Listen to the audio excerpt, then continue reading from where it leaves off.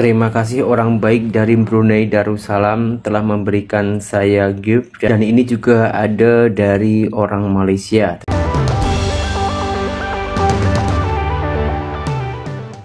Assalamualaikum warahmatullahi wabarakatuh.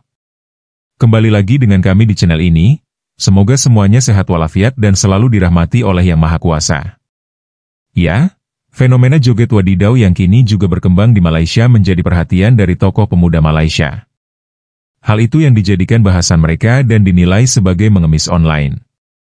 Kemudian warganet Indonesia yang bisa dinilai sebagai penjilat, juga ikut menarasikan hal yang sama dan menilai bahwa wadidau yang dilakukan oleh warga Malaysia itu menyinyir Indonesia. Akan tetapi statementnya pun seakan tidak bercermin, dan pada akhirnya dirujak oleh Abang Harimau Agam dari Riau. Saya akan mengomentari satu buah video dari seorang YouTuber, Zainal Story, yang sebetulnya saya di-tag sama dia. Dikirimkan itu untuk saya, ya kan? Dia nge-tag saya itu, memberikan video untuk saya itu tentang joget wadidau yang diboikot oleh kerajaan Malaysia. Kita dengarkan statementnya dia, nanti baru akan kita reaksi. Salam akal sehat.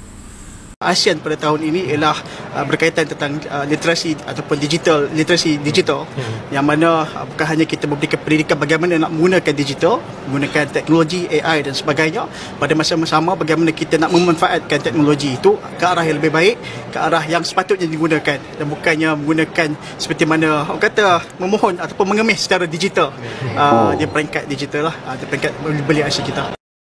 Kalau sampai masuk ke media televisinya Malaysia, yang bermakna ini mesti ada sebagian orang-orang Malaysia yang terikut-ikutan dengan budaya joget wadidau di Indonesia ini, geng. Sekarang kita tengok dulu pemuda-pemuda Malaysia ataupun orang-orang Malaysia yang menjoget wadidau.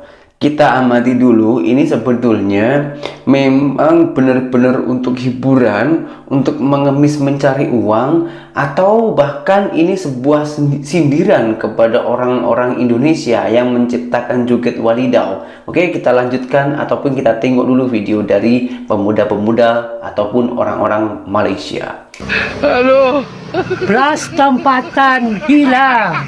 Oh, Pak Cik. Ini solusinya. Ada yang sampai buat pekerjaan joget-joget. Sudah kita saksikan cuplikan video dari seorang YouTuber Indonesia, Zainal Story, yang katanya berasal dari Jawa Timur. Kita nggak tahu apakah dia masih di Malaysia ataukah sudah balik ke Indonesia. Beberapa poin yang saya ambil. Yang pertama,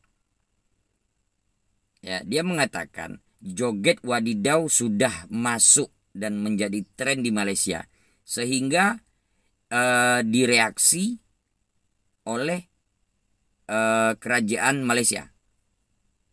Ya. Yang kedua, dia sempat menyatakan ada statement joget wadidau yang menjadi tren tersebut apakah sekedar sindiran ataukah ikut menjadi pengemis online. Itu statementnya dia. Oke, kita coba bahas. Untuk Zainal Story, satu yang saya beritahukan kepada Anda, dasarnya satu buah hadis yang sering saya gunakan di TikTok saya yang lama. Ya, hadis ini sahih, sebab hadis ini adalah hadis riwayat Bukhari wa Muslim. Bunyinya kira-kira begini, diartikan dalam bahasa Indonesia. Dalam sebuah jasad ada segumpal darah, yang mana jika darah ini baik, maka seluruhnya akan menjadi baik. Ya kan?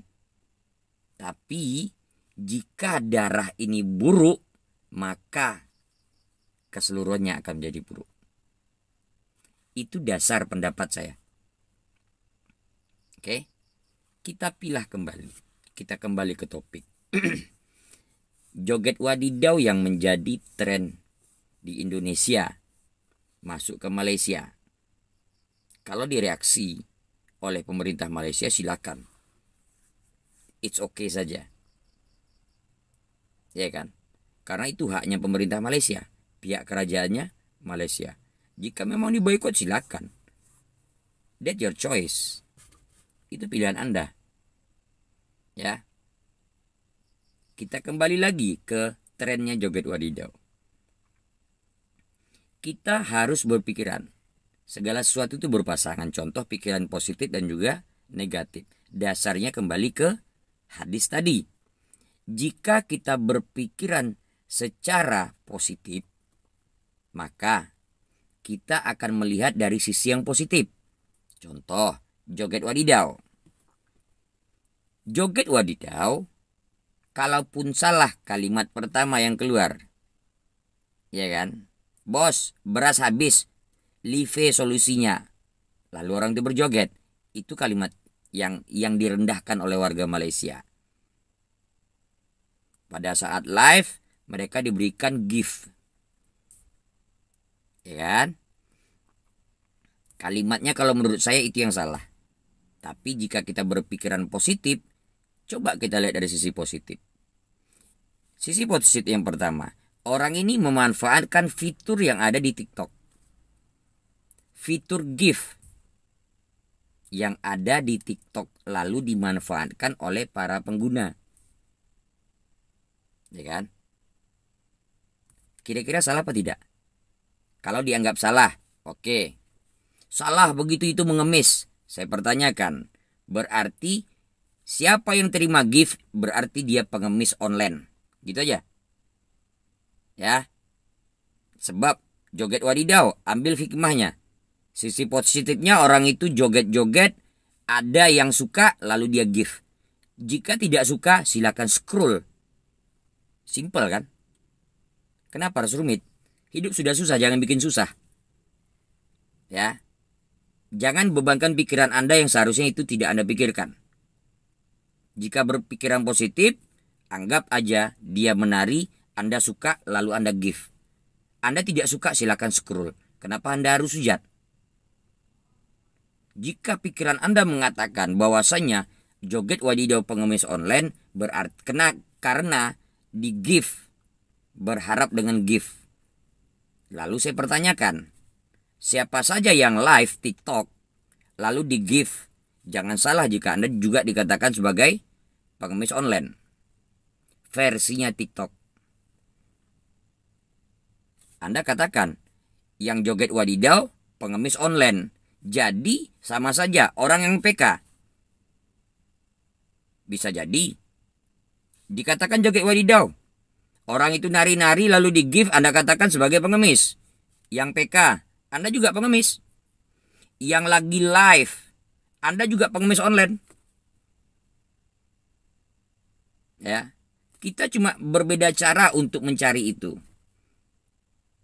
Niat orang itu jika suka, silakan gift. Jika tidak suka, scroll. Simple. Lalu Anda judge mereka adalah pengemis online. Itu pemikiran yang salah kalau menurut saya. Jika Anda tidak suka, ya sudah. Karena orang itu memanfaatkan fitur yang ada di TikTok. Jika Anda beranggapan siapa yang gift adalah pemilih seorang pengemis, ya.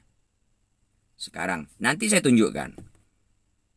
Kita samakan dulu persepsi. Jika yang live, jika yang online, jika yang apapun itu yang dia menerima pemberian itu dianggap seorang pengemis online, Anda jangan tutup mata Zainal Story. Saya tunjukkan buktinya. Zainal Story pun dia ini termasuk pengemis online. Ya, saya tunjukkan dengan bukti bukti yang saya screenshot dari YouTube-nya dia. Oke, saksikan.